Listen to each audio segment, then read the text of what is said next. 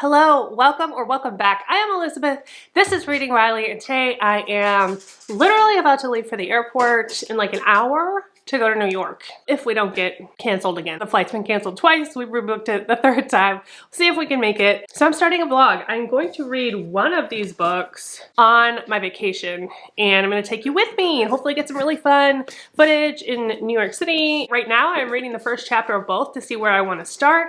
We have Stephen King's Misery and we have Near the Bone by Christina Henry.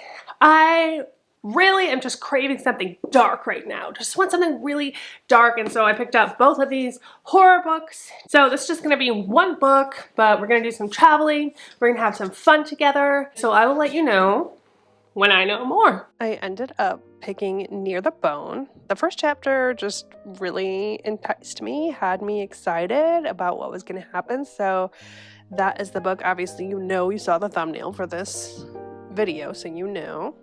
And our flight did not get canceled, so we ended up making it to New York just fine. But if you can make it here, you can make it anywhere. Our little cabin in New York. My husband finds light switches very fascinating. And if you can make it there, we can make it anywhere. I'm just gonna be singing Jay-Z for the next 5 days. What do you think about that? The hotel we were staying at had these really awesome croissants that I got like every morning, I'm not gonna lie. Along with my coffee. It was pretty nice. It was so cold in New York. So cold that we both had to buy new jackets. In fact, because the things that we brought did not suffice. They were just doing absolutely nothing. But it was so nice to walk around and see the sights and just feel the energy of New York. The energy is amazing. And we ate such good food. Oh yeah, there are weed trucks on like every corner now. Apparently it's legalized in New York, or at least medically. And so like every corner there's a weed truck, and then behind that is a COVID testing center, which I thought was really cool. Also, a lot of protests for Ukraine, which was very much appreciated. Then we went and saw this Dunder Mifflin musical, which was like a parody musical of The Office. I mean, come on. So amazing. Hilarious. I can't believe I talked Jordan into coming with me to a musical, but he actually liked it. And you know, I watched No Exit while I was there because I had to. The book was better, but still good. Oh my gosh. And then there's this bookshop. Okay, this bookshop is owned by Lin-Manuel Miranda. And all of the books there have to do with drama, theater, acting. It's very specific. And it has this amazing book sculpture, mural. Sculpture, I guess. I don't even know what you would call this. But it was so gorgeous. The people that worked there were just lovely to me. And then, of course, more food. This was the tiniest little restaurant ever. Ooh, deviled eggs, Brussels salad, and duck breast pizza. I mean, it was amazing. In the next clip, there's some weird flashy lights because of how my husband was recording with my camera. And so if you have epilepsy, fast forward. But it was funny, so I left it. The girl reads the book.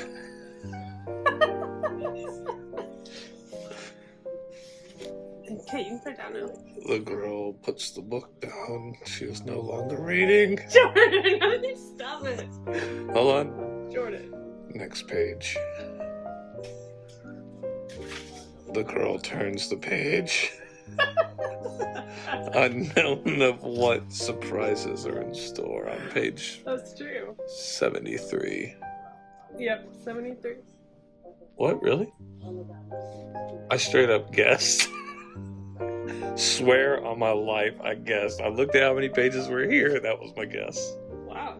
Good job. Okay, y'all. It's morning. I'm sitting in the hallway so I don't wake up Jordan because he's sleeping. So this could get really awkward. But I need to update you guys on Near the Bone. I'm about halfway through with this. I'm liking it so far. There is a lot of abuse in here, so typically that is hard for me.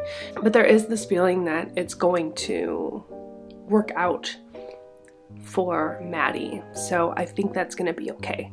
Basically, you have Maddie and William, and they live together on the top of this mountain. She walks out and sees the corpse of this fox, and she's like, that's weird. Like, why did the animal who killed it not take it? And then she sees these footprints, and it's this like giant bear, she thinks it is. Like, it's this huge, biggest bear she's ever seen. So she tells William about that, and William's just a piece of shit. I hate this angle. It reminds me of biblical times, like not even biblical times, like early 19th century, after the Europeans colonized America, where the laws were basically the church. Women had literally no rights. They didn't even exist in the eyes of the law. And they were supposed to obey their husbands, and their husbands had every right to punish them if they did not. So this is before the suffragists, before the separation of church and state, and this is kind of William's mindset, and he takes advantage of it, and he beats her and beats her. Now, she calls herself, like when she's thinking of herself, she thinks of herself as Maddie. He calls her Martha, but then also she thinks neither of those are her name. So we have something else going on here too. She also doesn't remember how old she is or how long she's been with William. So there's a past here that is being unveiled as we go through the book. So far I haven't seen nobody's seen this animal, and I'm hoping that it's like the creature is on Maddie's side, but I don't know how that's going to work out. There are these people that are exploring the mountain or searching for this cryptid, so they don't know if they think it's like Sasquatch or Mothman or whatever. So there are some interactions there. Yeah, I'm really curious to see. I want to know what this animal looks like, what it actually is. There's a lot of like interactions with it, but we've not actually seen it. We've seen its footprints, we've seen its lair, we've seen kind of the evidence of it, but we've never actually seen it. So they don't know if it's animal, if it's human, like what the hell it is. So I'm intrigued. I like it so far. I hope Maddie gets her vengeance. It's our last day in New York, and I am passing a kidney stone. I hope this isn't TMI, but this is my fourth one in 4 years, and at this point I know there's nothing that can be done. I just kind of have to sit through it. So I'm in a lot of pain.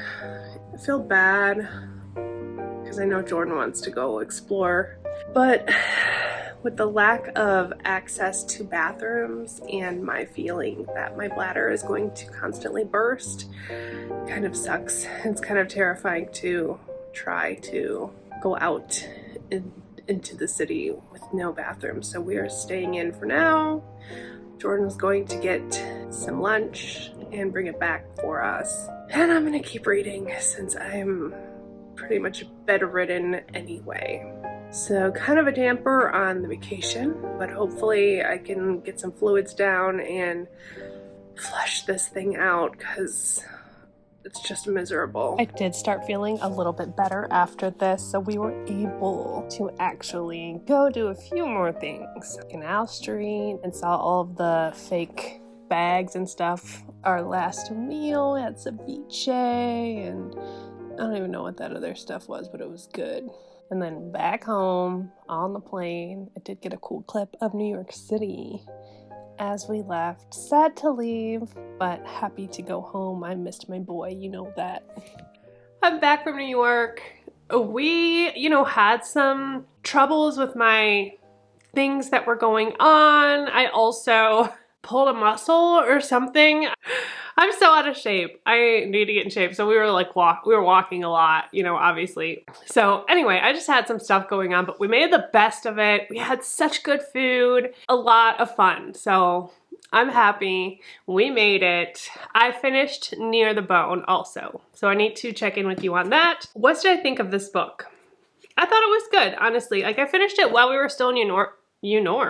Finished it while we were still in New York. I just didn't update you guys on it because it was really hard to find a time to record.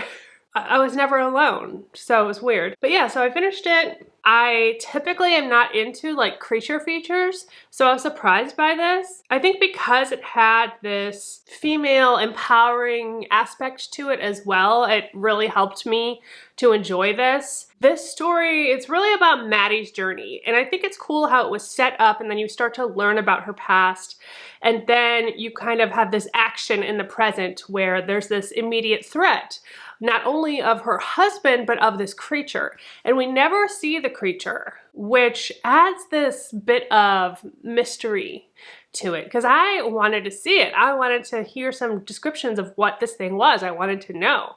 And I think that's part of the allure of this, but you never really get a description. It could be invisible, I don't know.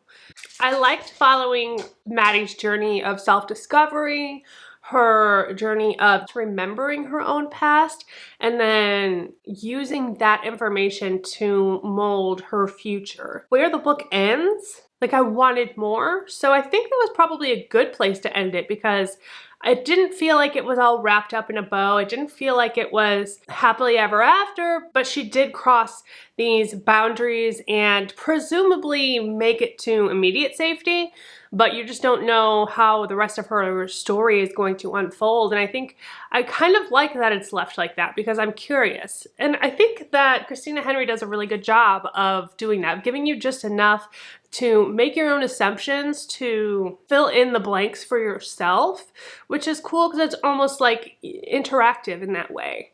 So I appreciated that. I think I'm giving this 4 stars. It's not like a new favorite, but I think it's a solid book. I did enjoy reading it, and I had fun with it. It's kind of helping me to cross into this other subgenre of horror that I really haven't explored yet, so that's fun. Like, I don't like creature stuff typically. I don't like zombie stuff. I don't like even ghost stuff a lot of the times, although sometimes that can work with me depending on how it's done.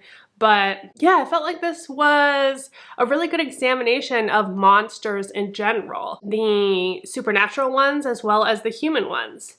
The things we do under fear and under pressure, and how we react to that, and what is human nature, and what is something that's just been contrived or manipulated, brainwashed, etc. Humans are both fragile and extremely strong at the same time, and this toes that line in a really poignant way, so I appreciated that. And that's gonna be it for this. I hope you enjoyed this vlog. Don't forget that life is short, so read Riley, cheers, and goodbye!